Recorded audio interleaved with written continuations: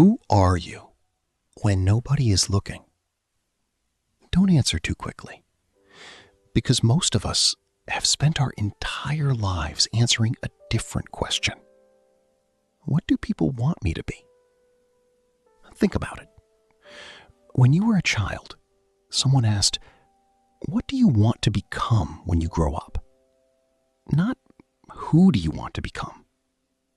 A doctor, an engineer, a lawyer, a pilot, a successful business owner.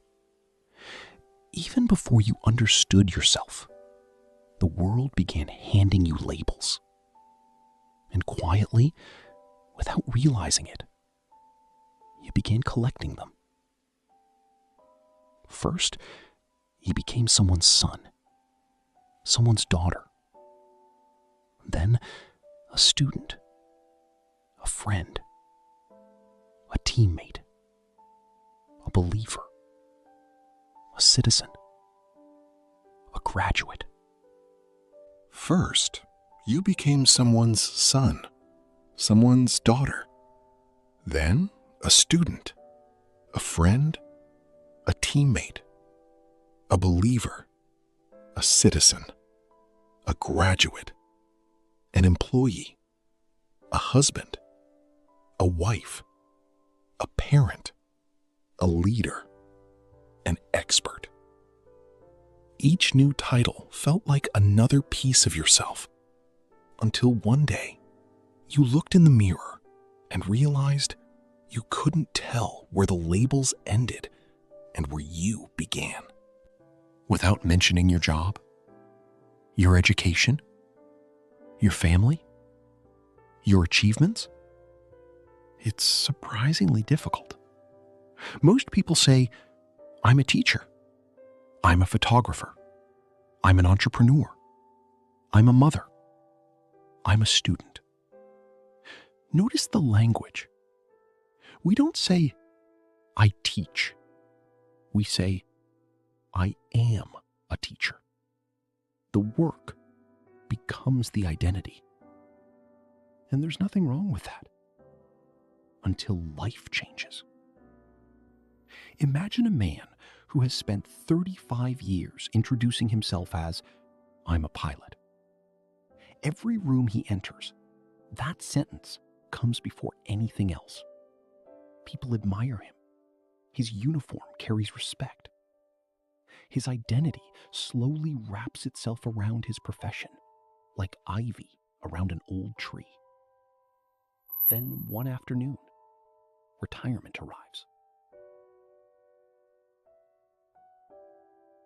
Needs him. People stop asking about flights. And one quiet morning, while making tea, a question enters his mind. One he never expected. If I'm no longer a pilot, who am I? The world calls this retirement. Sometimes the mind experiences it as grief. Not because work ended, because an identity did. Or perhaps you've seen it happen after a breakup. Someone spends...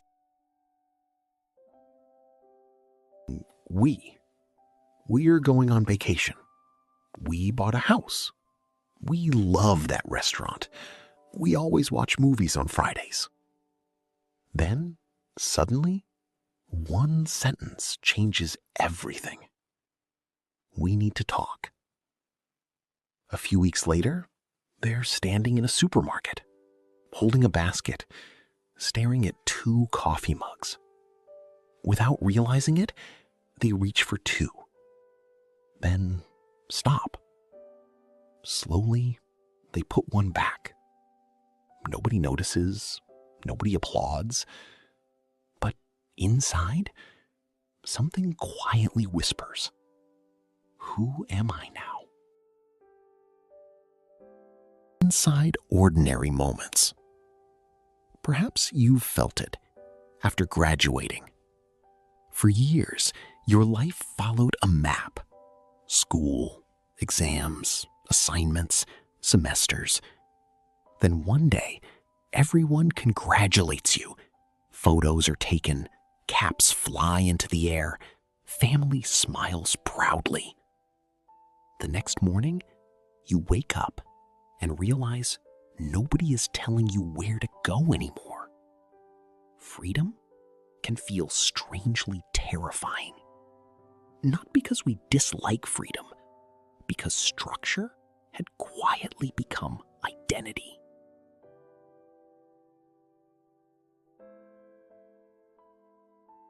Self. It borrows from parents, from teachers, from culture, from religion, from friends, from television, from social media, from people it admires, from people it fears. Little by little, without asking permission, pieces of other people become pieces of us. The music you enjoy, the clothes you wear, the way you laugh, the dreams you chase. How many of them did you truly choose? And how many?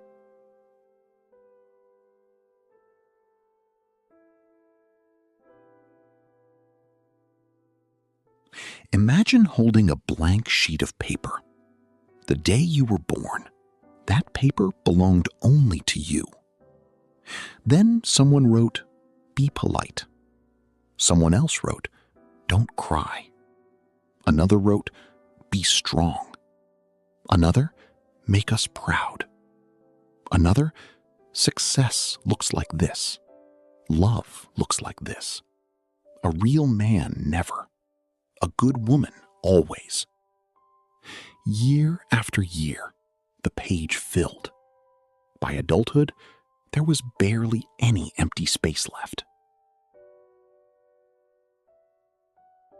And wondered, which handwriting is mine? Maybe that question has been following you far longer than you realize. Some people experience an identity crisis without even knowing its name. They simply wake up one morning feeling strangely disconnected.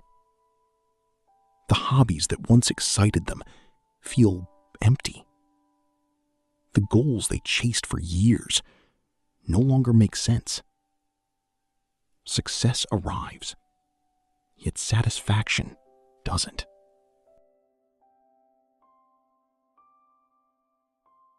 Quietly asks, why doesn't this feel like mine?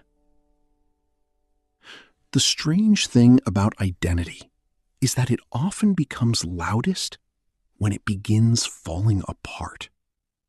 Before that, it remains invisible, like breathing. You don't notice it until something interrupts it. Have you ever walked into your childhood home years after moving away? Everything looks familiar. The walls, the furniture, the smell. Yet something feels different. You belong there, and somehow you don't. Identity feels exactly like that.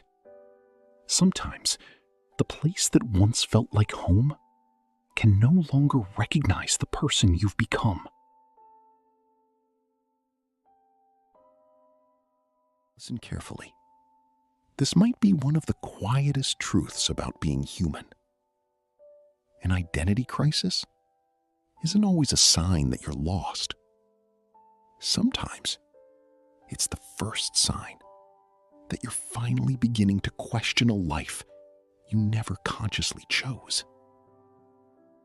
Sometimes it's the first sign that you're finally beginning to question a life you never consciously chose. There is a sentence that many people never say out loud, not because they're afraid of the answer, because they're afraid the answer might be true. What if this isn't really me? Not my job, not my personality, not my opinions, not even my dreams.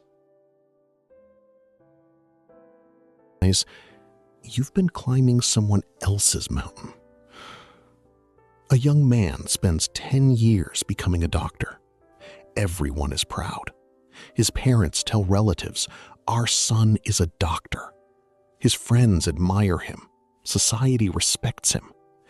Everything looks successful. But every morning, before putting on his white coat, he sits silently in his car for just a few extra minutes.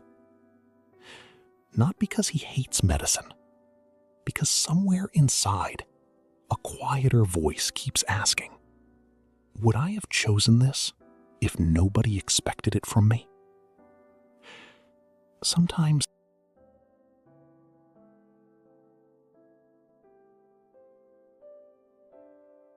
under expectations, responsibilities, applause, obligations. And applause can be surprisingly dangerous, because applause makes it difficult to admit you're living someone else's life. Think about social media.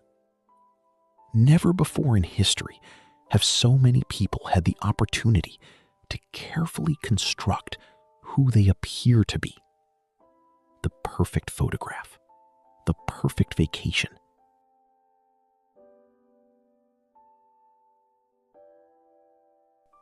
Not always to deceive others, but often to protect ourselves. Because somewhere deep inside, we fear something terrifying. If people saw the real me, would they still stay? So another mask is created. One for work, one for family, one for friends, one for strangers, one for social media, one for success, one for failure. Eventually, the masks become so convincing that even the person wearing them forgets where.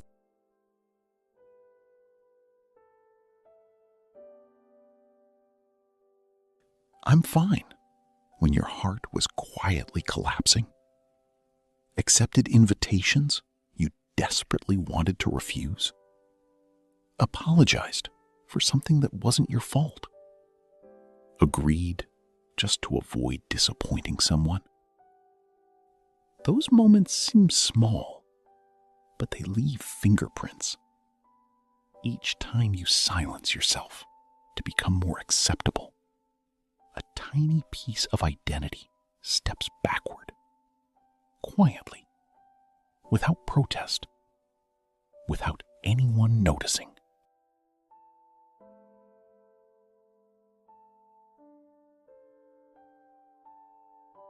Or maturity, or professionalism.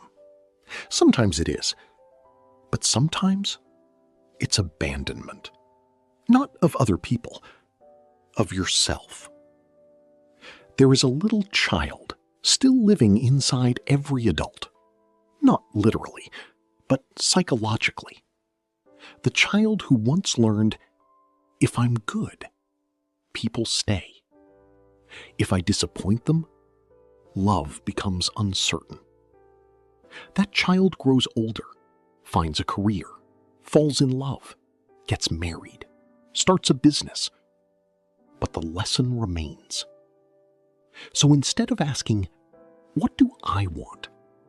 They quietly ask, what will make everyone else comfortable? Years pass. Life looks successful. Inside, something feels strangely invisible.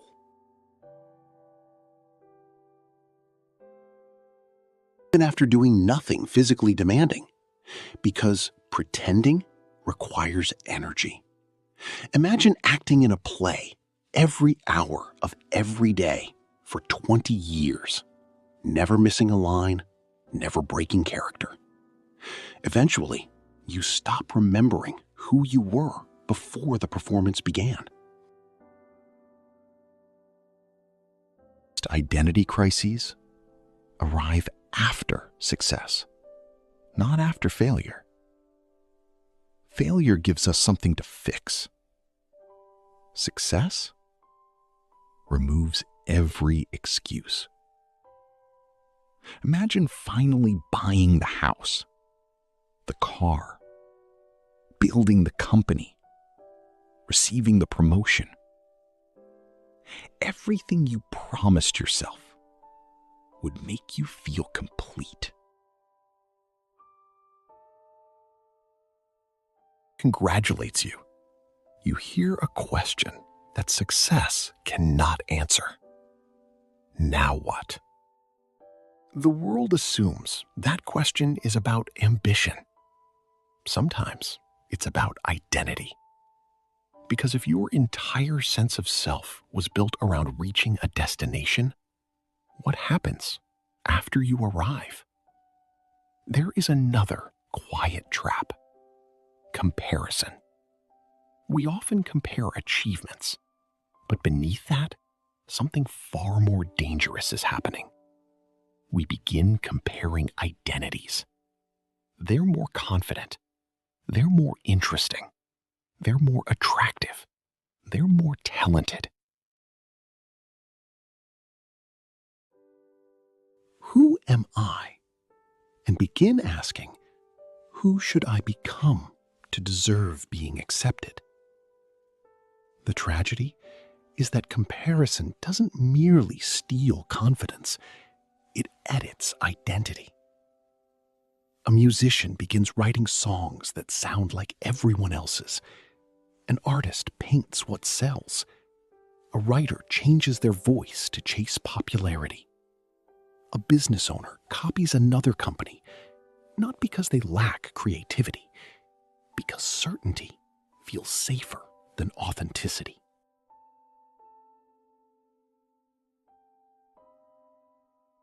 Identity is built upon stories. Stories about yourself. Stories told by others. Stories repeated so often, they begin feeling like facts. I'm the responsible one. I'm the quiet one. I'm difficult. I'm not creative. I'm always unlucky. I'm the strong one. What if those stories are simply memories that have been repeated until they started sounding like truth? Maybe you've spent years defending a version of yourself that no longer exists, or perhaps never truly existed at all. Because the hardest identity to lose isn't the false one, it's the familiar one. Because the hardest identity to lose isn't the false one, it's the familiar one. Mirrors. Every mirror shows a different version of you. In one, you are the child your parents wanted. In another, the employee your company rewards. In another, the partner trying desperately not to be abandoned. In another, the confident version you post online. In another, the quiet person who cries when nobody is watching. Each reflection insists this is who you are, but none of them show the entire truth. Perhaps the greatest mistake we make is believing that identity is a destination, that one day we will finally discover who we really are, and from that moment onward, everything will make sense. Life doesn't seem to work that way. Years ago, would that version of you recognize the person reading these words today? Maybe, maybe not. The things that once felt important have changed. The people you couldn't imagine living without, some are gone. The dreams you thought would define your future, some have quietly faded. The fears that once kept you awake have been replaced by completely different ones. And yet, through every change, something remained. What if identity is less like a photograph and more like a river? A photograph captures one fixed moment. A river is never the same twice. The water changes, the current changes, the season changes, and still we call it by the same name. Perhaps you've been expecting yourself to remain unchanged when life itself never does. Ends the day you stop asking, "Who am I supposed to be?" and begin asking, "What feels true today?" Not forever, just today. Because truth is often discovered in small moments, not dramatic ones. The courage to say, "I don't know." The courage to change your mind. The courage to outgrow friendships that no longer fit. The courage to begin again at 40 or 50 or 70. The courage to disappoint expectations without disappointing yourself. I don't think that's true. People change constantly. The real question is, are they changing because life is shaping them or because fear is? Those are very different journeys. One expands you. The other slowly erases you. Think about a tree. Every year, it lets go of thousands of leaves. Imagine if it refused. Imagine if it desperately clung to every leaf through every winter. It wouldn't become stronger. It would break. Nature understands something we often resist. Growth requires letting go of versions of ourselves that were once necessary but are no longer true. Maybe you needed to be the obedient child to survive your childhood. Maybe you needed to become the perfectionist to earn approval. Maybe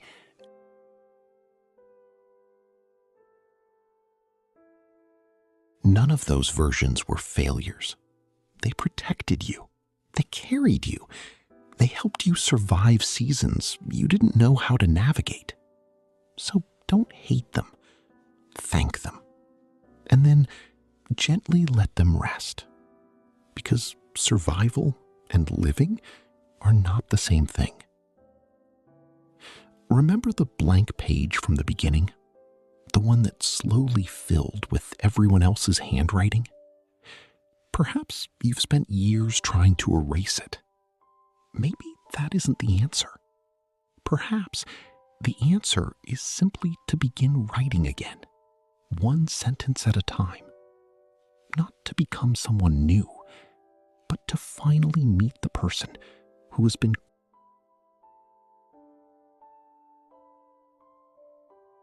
a question I want to leave with you. Not to answer tonight, not tomorrow, maybe not even this year. Just carry it with you.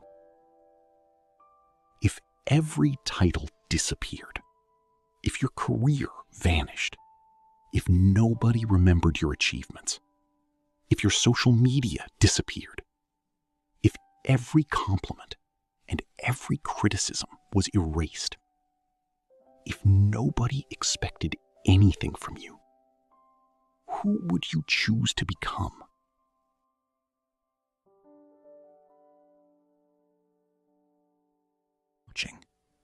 Maybe that person has been whispering to you for a very long time, through your curiosity, through the hobbies you abandoned, through the dreams you dismissed as unrealistic, through the quiet feeling that something in your life doesn't quite fit anymore. Not because you're broken, because you're growing. growth is confusing. It rarely announces itself. It often feels like getting lost before it feels like finding your way. The caterpillar doesn't know it's becoming a butterfly. It only knows that the old body no longer feels like home. Perhaps that's where you are right now. Not lost, just too large for the identity you've been trying to live inside. When nobody is looking, maybe the answer isn't a profession or a personality or a label. Maybe you are simply the awareness that has quietly witnessed every version of yourself. The frightened child, the ambitious teenager, the uncertain adult, the successful one, the broken one, the hopeful one. They all came, they all changed. But something inside you kept watching, kept learning, kept remaining. You don't have to find yourself tonight. You don't have to become someone extraordinary tomorrow. For now, it is enough to stop pretending to be someone you no longer are. Take one slow breath. The world may continue asking, what do you do? Where are you going? Who should you become? But somewhere beneath all those questions, there is a quieter one that asks nothing of you.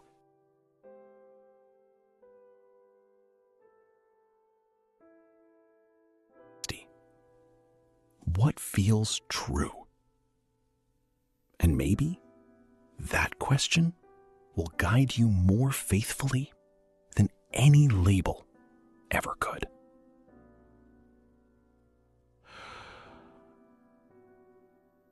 Because identity isn't something you finally discover once and for all.